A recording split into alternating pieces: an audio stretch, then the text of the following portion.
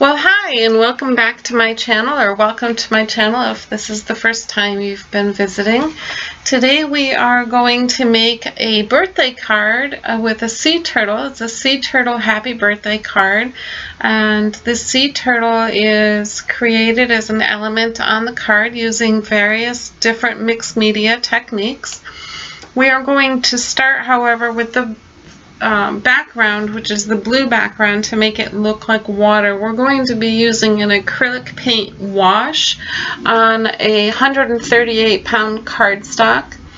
I am using some rubbing alcohol here and putting some eyeshadow glitter. I use eyeshadow. Again, I go to the dollar store, I get eyeshadow, I put it in. It's got a great sparkle that it adds to the background of the page.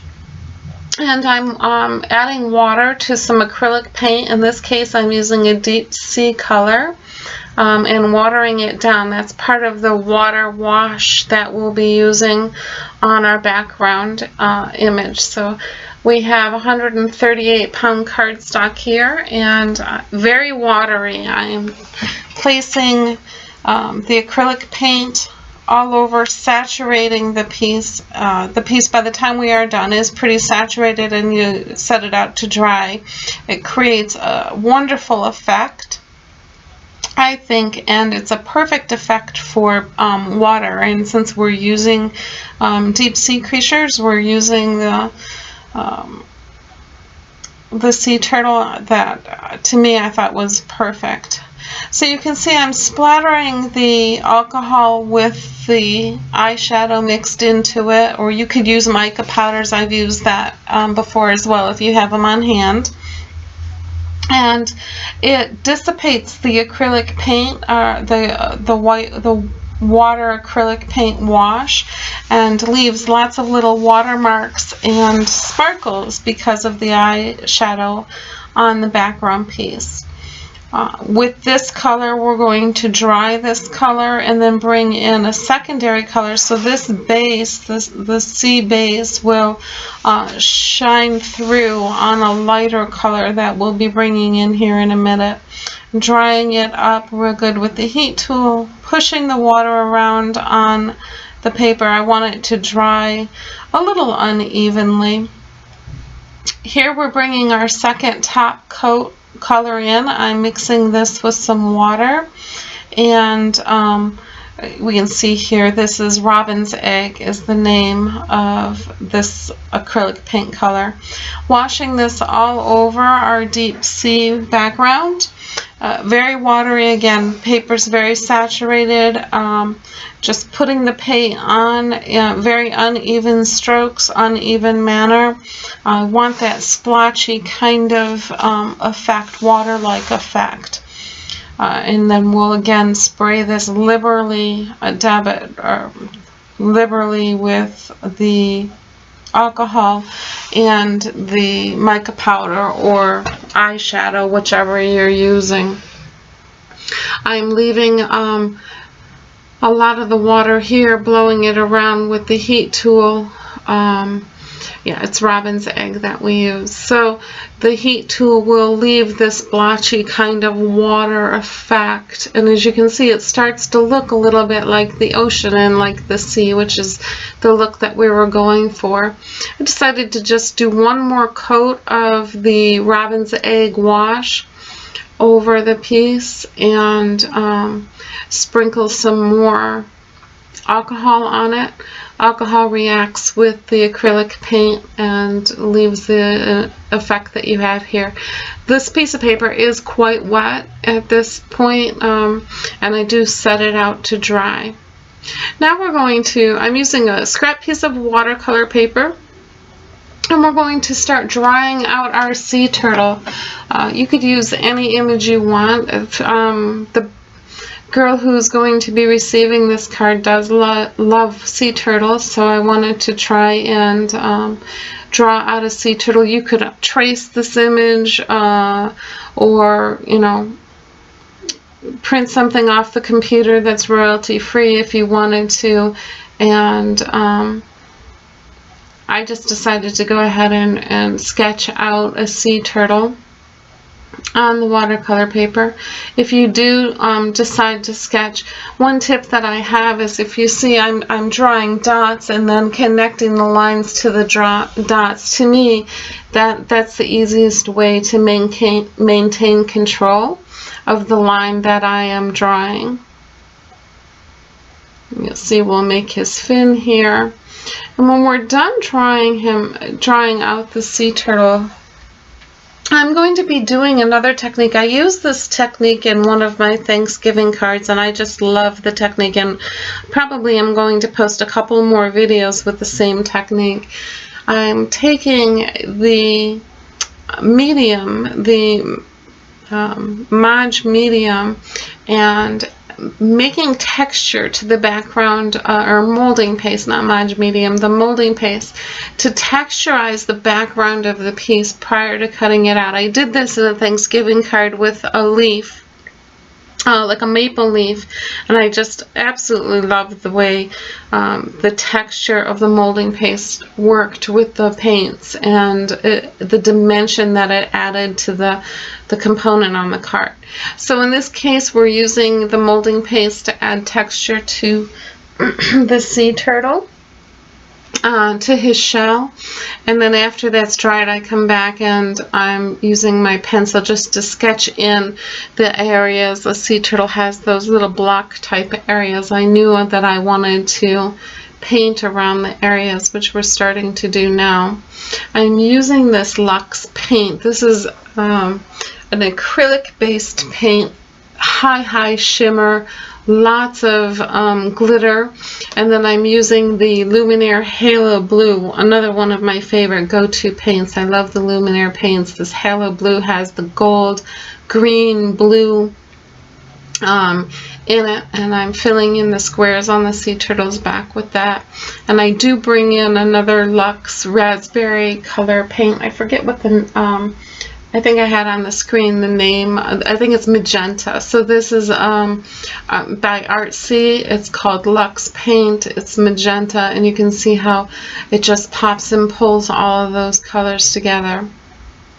And I decided for his body, I wanted the body a little more muted, and that allows the shell of the turtle to shine. So I pulled the pearlescent watercolors out. I like the way the pearls went with the shimmer and shine on the back shell for him, and started using watercolors. I'm not using a lot of water on the watercolor piece, so I did not spray the paper with water this time. I did just spray the palette itself, as I wanted it to be a little more controlled and darker. I'm also using, I believe that's a size 0 brush, a very small brush to outline and just start shading in with the watercolors here. I do spend quite a bit of time shading with the watercolors, and then I come back in with my distressed inks and shade a little more. I thought that it would look a little better darker. So you can see the black and that size 0 brush allows for a lot of control to get some details with our sea turtle. I'm using the Pigma brush marker to go around the eyes, so that they pop off and they kind of have some more life to them. Then I'm using the Nuvo Crystal Drops, and you can't see it here. They do dry crystal clear. Now it's dry. So the eye on the sea turtle, it has a nice little eye bump and is shimmery. Go ahead and cut that out, and then here's where I come back in with the distressed inks around the edge of the sea turtle. Another layer of dimension, another layer of shadowing, and I really was thrilled with the way that this turned out. I decided to add glossy accents to the bottom only. I did not add glossy accents to his shell, as the paints really spoke for themselves on the shell. The glossy accents on his body did a couple of things. It gives it more, it's sturdy. It makes it a little more pliable and bendable when we go ahead and put it on the card, and gives it that nice shine. So here we are on the background. This is our main background focal point. I am going through with some distressed inks. This is the peacock color on the edges. It gives a little depth. It's Seedless Preserves. It's a peacock color, right? It's called, Ranger calls it Seedless Preserves is going on the pink, and I believe it's a peacock color for the blue. Seedless Preserves is going on the pink. This is our actual card itself. It's a side fold card, and here it is all together. You can see how the distressed inks add that layer of dimension that really pulled together well with the Luxe acrylic paints that we used on his shell. We're going to put the card together, and I'm using some stamps, and I will go ahead and emboss. I'm doing quite a bit of embossing on this piece. I wanted to do a flourish stamp coming up and out of the sea turtle, almost as if he had just taken a dive into the ocean, into the water that we have here, and it's leaving a white stream of flourish behind him. And I'm using white linen embossing powder by Inkadinkado, and I have Birthday Wish stamp that I'm using here from, I believe it's Stupendous. I will have a listing of all the supplies I used in the link below. So if you click more in the video, then you'll be taken to a link where I have a list of all supplies that I've used.